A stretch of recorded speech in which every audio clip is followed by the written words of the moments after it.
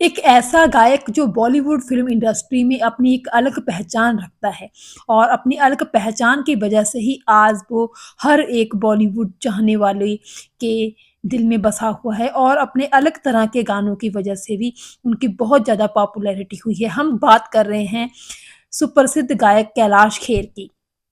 जिनका जन्म हुआ था 7 जुलाई 1973 को मेरठ में यानी उत्तर प्रदेश में। उनके पिता पुजारी थे और घर-घर जाकर जो थे भजन वगैरह गाते थे और ट्रेडिशनल फ़ोक सॉन्ग भी गाते थे और उनको भी काफ़ी लगाव था संगीत से।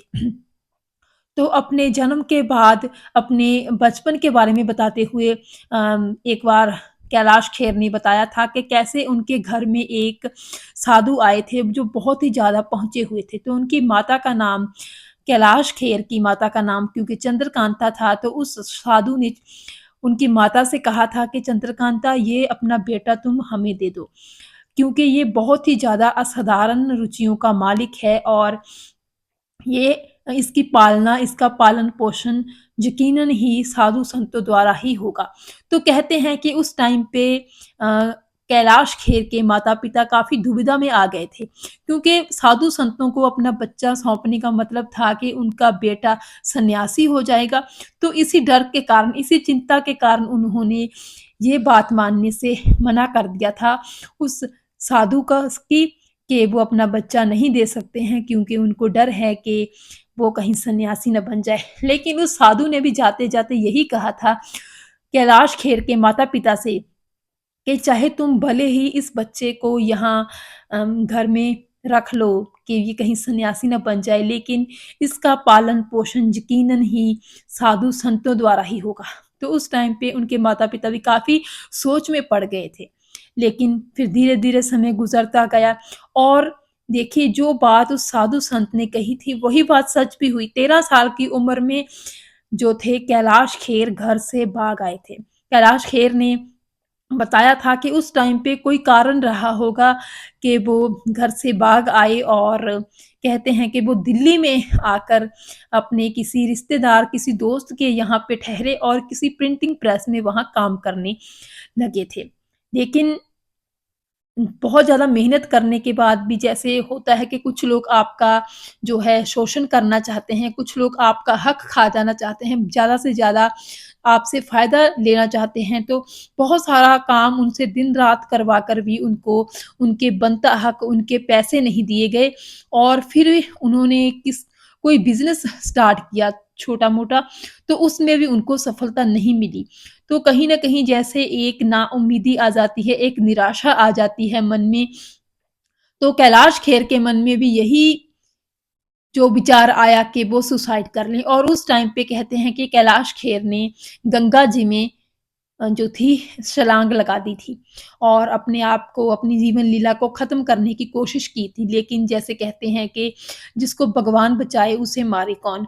तो जो थे नदी में तैरते-तैरते कैलाश खेर जी किनारे पर पहुँचे और वहाँ पे कैलाश खेर ने बताया कि एक सज्जन, एक शख्स ने उनसे पूछा कि तुम क्या मरने की कोशिश कर रहे थे? तो जब कैलाश खेर ने कहा कि हाँ, तो उस अजनबी इंसान ने उसके ज़ोरदार थप्पड़ लगाया कि आगे से ऐसा मत करना। तो कैलाश खेर ने बताया कि उसी टाइम उनको मन में आया कि मैं क्या कर रहा था, किन भावनाओं में बह गया था। कैलाश खेर से जब भी मुलाकात होती है, इंटरव्यूज़ वगैरह होती हैं, तो वो यही बताते हैं कि किस तरह वो भगवान के बहुत निकट अपने आप को महसूस करते हैं। हर बात पे, हर अपनी जीवन की घटना पे वो भगवान के साथ बतियाते हैं, उनके साथ बातें करते हैं, हर अपना अनुभव उनके साथ शेयर करते हैं।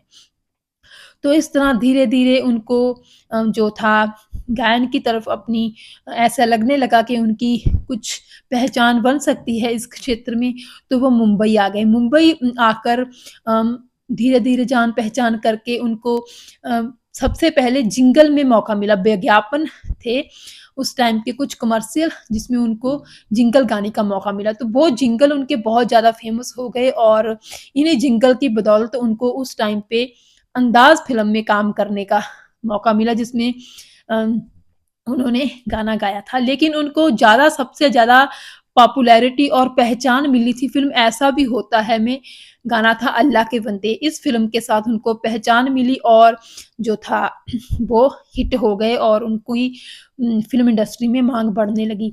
यहाँ आपको बता दें कि 300 से भी अधिक गाने बॉलीवुड में उन्होंने गाए हैं और 18 से भी अधिक भाषाओं में उनके गाने जो है रिकॉर्ड हो चुके हैं। तो बॉलीवुड फ़िल्म इंडस्ट्री के बारे में बात करते हुए कैलाश खेर ने बताया था कि ये एक ऐसी जगह है जहाँ पे सबसे ज़्यादा सिक्योर पर्सन, सबसे ज़्यादा सुरक्षित इंसान भी अपने आप को असुरक्षित महसूस करता है, क्योंकि हर एक को यही लगता है कि कोई उनके स्टेटस, कोई उनके रुतबे तक पहुँच ना जाए और उनका वो रुतबा, स्टेटस छीन ना ले। तो ये बहुत बड़ी बात कैलाश खेर ने बॉलीवुड के बारे में कही थी कि कैसे हर एक के मन में इनसिक्योरिटी होती है।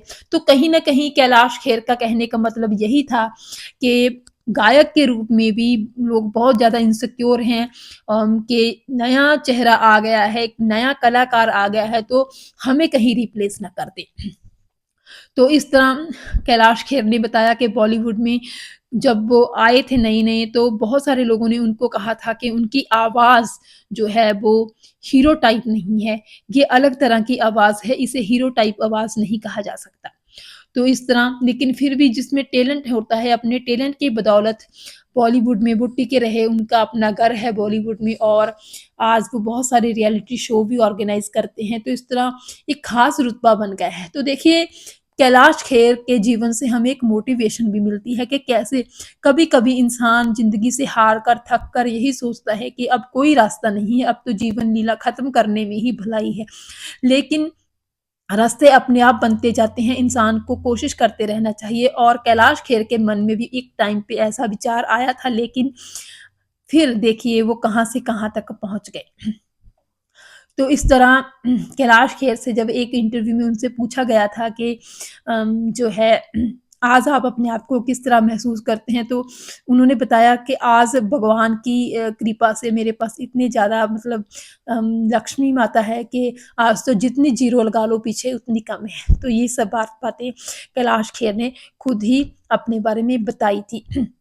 तो यहाँ पे अगर हम बात करें कैलाश खेर के कुछ फ़ेमस गानों की, तो एक तो उनका गाना है झूमो रे जो कि सूफ़ी गायक बुल्ले शाह द्वारा लिखित रचना पर आधारित है और भी उनके बहुत सारे गाने फ़ेमस हुए थे, जैसे एक उनकी एल्बम का गाना था तेरी दीवानी, ये सॉन्ग भी बहुत मशहूर हुआ था। इसके अलावा एक और गाना था बहुत ही ज़्यादा फ़ेमस हुआ था उनका, इसी एल्बम का था तौबा तौबा रे तेरा मुखड़ा। तेरा चेहरा कुछ ऐसा सॉन्ग था और ये सारे उनके अलग तरह के गाने हैं जो लोगों को बहुत पसंद आए हैं, बहुत पसंद आते रहे हैं। तो इस तरह बहुत सारे लोग हैं, एक वर्ग है, एक दर्शक वर्ग है लोगों का जो कैलाश खेर के गानों को सुनना पसंद करते हैं और उनकी हर गाने को भी बहुत ज़्यादा प्यार करते हैं। तो यही वजह है कि कैलाश खेर भी बॉलीवुड में जो है इतनी ज़्यादा देर तक टिके रहे, जहाँ पे लिंक्स के बिना, एक-दूसरे के साथ संबंधों के बिना कुछ भी नहीं हो सकता। वहाँ पे एक साधारण-सा लड़का मुंबई पहुँच जाता है और वहाँ पे अपने दम पर, अपने टैलेंट के दम पर एक ख़ास जगह बनाता है। तो ये सचमुच ही कुदरत का भी बहुत बड़ा करिश्मा होता है और कहीं न कहीं भगवान का भी इसमें हाथ होता है, जिसने किसी भी शख़्स को इतना बड़ा हुनर दिया होता है। तो इस तरह कैलाश खेर आज भी फ़िल्म इंडस्ट्री में अपनी एक अलग पहचान रखते हैं और उनको चाहने वाले यही हरदम उम्मीद करते हैं, इंतज़ार में रहते हैं कि कब उनका नया गाना आए और उनको सुनने को मिले।